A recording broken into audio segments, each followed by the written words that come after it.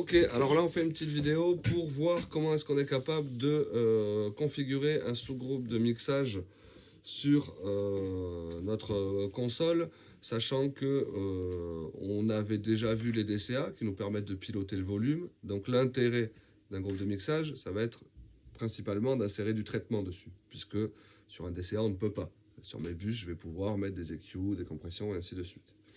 Donc, mettons que je vais utiliser les bus 1 et 2 là, pour pouvoir faire un groupe de mixage là pour ma batterie qui s'étale quand même sur 13 tranches. Alors, chacun de nos bus est préconfiguré. Les 8 premiers sont préconfigurés en pré-fader d'usine et les 8 suivants en post-fader. Mais moi, je peux changer tout ça. Comment ça se passe? Je vais déjà sélectionner le bus que je veux modifier. Je suis sur Home, d'accord, bien sur l'onglet Home, et je vais passer à l'onglet Config. Ok. Donc là, j'ai bien une section qui dit Channel Sense Config. Donc je peux choisir finalement le point de prélèvement du signal qui va partir dans mon bus, ou la manière dont ça va être prélevé. J'ai le pré-EQ, le post-EQ, le pré-fader, le post-fader, ainsi de suite. Parce que je peux le prélever avant la compression, et ainsi de suite. Donc moi, qu'est-ce que je vois tout en bas? J'ai subgroupe. Donc la première chose à faire, c'est de configurer mon bus comme étant un sous-groupe. Ok. Attention, tous les envois que j'ai faits vont être remis à 0, donc il faudra tout refaire. Pas de souci, j'ai pas fait d'envoi, je veux faire un sous-groupe. Je confirme. Très bien. Il n'y a rien de visuel, mis à part ça, hein, d'accord? Alors, petite chose à savoir. Moi, ma batterie, là, elle est répartie, hein, j'ai un peu de stéréophonie, d'accord, hein, ça part dans les panoramiques, tout ça, j'ai une petite, voilà, une petite répartition stéréophonique. Si je veux la respecter, vu que le signal va bien passer par les bus, il faut que j'utilise 2 tranches, parce que les tranches sont mono, et que moi, je veux un groupe stéréo qui respecte bien la gauche et la droite. Donc je vais travailler avec deux bus. Pour ça, la première chose à faire, ça va être de sélectionner le premier et de le linker, tout simplement, pour que le bus 1 soit à gauche, le bus 2 soit à droite, et que on ait les mêmes réglages qui se fassent sur les deux. Ok, très bien. Alors pour pas me perdre, qu'est-ce que je vais faire rapidement? Je vais juste y mettre une couleur, hein, histoire qu'on voit bien, d'accord? Je n'ai pas mis les noms, mais déjà je sais que voilà, ma batterie est en vert, donc je vais garder ça comme ça. Très bien. Donc ça, ce sont bien les sous-groupes. Maintenant, comment ça va se passer pour assigner les tranches ici?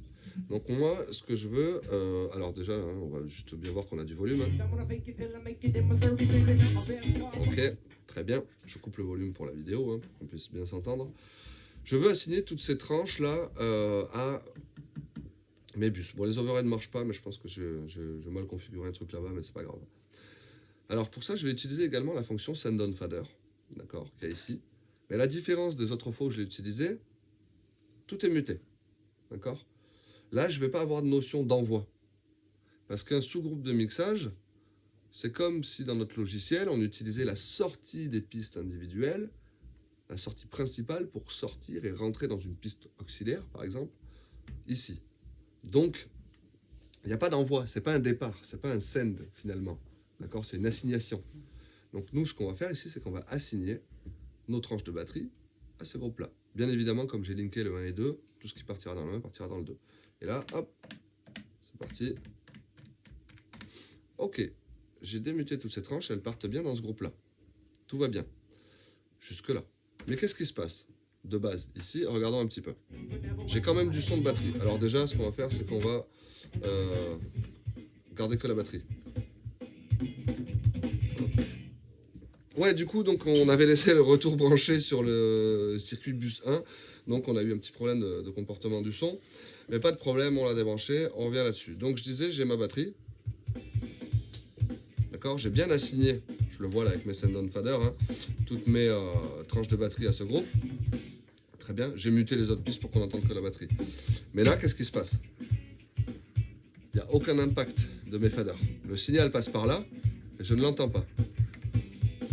Pour la simple et bonne raison que de base, notre bus, il n'est pas configuré pour aller dans la façade. Il est configuré, surtout les premiers, ils sont configurés pour aller vers une sortie. Directement physique, en l'occurrence, là, les sorties 1 et 2. Donc, ils ne sont pas assignés à la stéréo.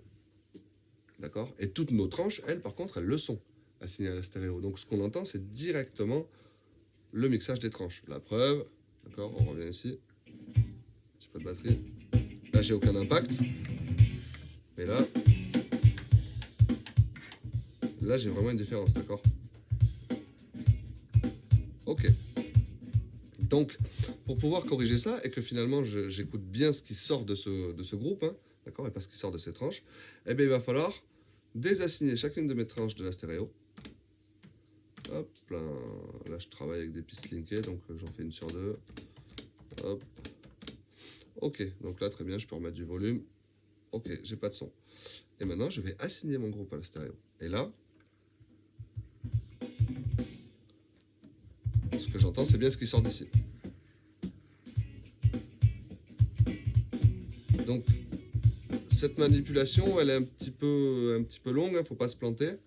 Je rappelle, on sélectionne notre bus qu'on veut utiliser, on va dans Home, on va sur l'onglet Config, on passe bien en sous-groupe, d'accord? Si on veut de la stéréo, on les link pour qu'ils travaillent ensemble. Ensuite, on assigne les pistes qui vont partir dedans, en les démutant juste, pas en montant les faders, d'accord? Puisque finalement, le niveau de ce qui part là-dedans, il est défini par ça, par le fader principal. Tout simplement, d'accord? Ok, on y revient vite fait, hein, je refais le mix à peu près.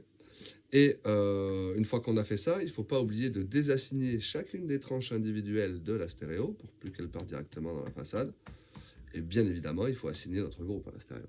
Une fois que tout ça est fait, il n'y a pas de souci. Et l'intérêt du sous-groupe, c'est que je vais pouvoir par exemple y faire une EQ.